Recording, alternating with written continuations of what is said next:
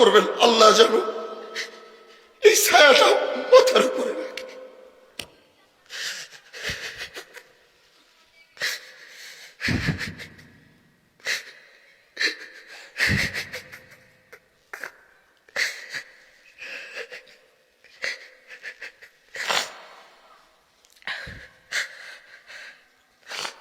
আল্লাহ যেন যাদের বাবারা মাথার উপরে আছে ছায়ার মতো,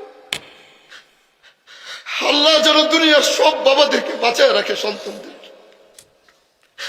যাদের বাবা মা চলে গেছে, যাদের বাবা মা চলে গেছে, আল্লাহ যেন সব বাবা মাদেরকে মাফ করে দেয়।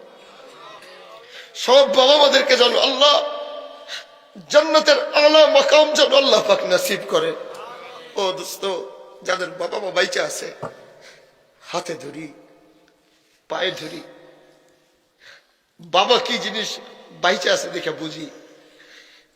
আমি আজকে বাবারে পাশে রেখে একটা কথা বলি, আমার মনে পড়ছে 2010 সাল, আপনারা জানেন বাবা একবার মুন্সিগঞ্জ সফর কইরা অ্যাক্সিডেন্ট করছিল, হাত ভাঙা গেছিল, মনে আছে আপনাদের হয়তো।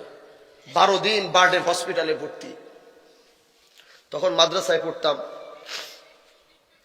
ছোট্ট একটা মোবাইল আছিল, বাটন মোবাইল, যেটা দিয়ে মাঝে মাঝে কথা বলতাম। তাও আমার কাছে থাকতো না, আমাদের একজন খাদেম ছিল, তার কাছে থাকতো, নিয়ে একটু ফোন দিতাম।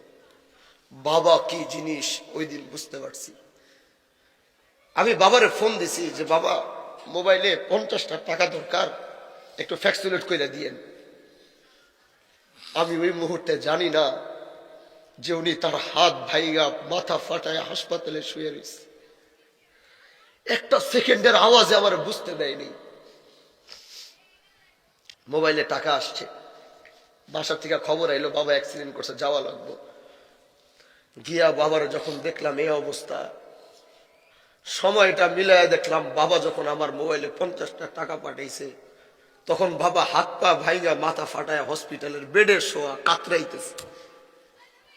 ও বন্ধু, বাবারা পৃথিবীর প্রতিটা বাবাই এরকম, সন্তানের হাত বাইচা থাকতে কোনোদিন ময়লা হইতে দেয় না। নিজের ঘাম নিজের রক্ত ঝরায় ফেলবে, নিজের মাথার ঘাম পায়ে ফেলাই দিবে, তাও সন্তানকে কষ্ট করতে দিবে না, সন্তানের মারে কোনোদিন কষ্ট করতে দিবে না। পৃথিবীর প্রতিটা বাবাই এরকম। ও বন্ধু, যাদের বাবা মা বাইচা আছে, বাবা মার খেদমত কইরেন, দোয়া করেন, আমরাও যেন বাবা মার সে কদর করতে পারি, বাবা মার সে খেদমত করতে পারি। আল্লাহ সবাইকে ভালো রাখুক, আল্লাহ সবাইকে সুস্থ রাখুক। আবার যদি কোনোদিন হায়াতে বেঁচে থাকি, আবার আপনাদের সাথে দেখা হবে।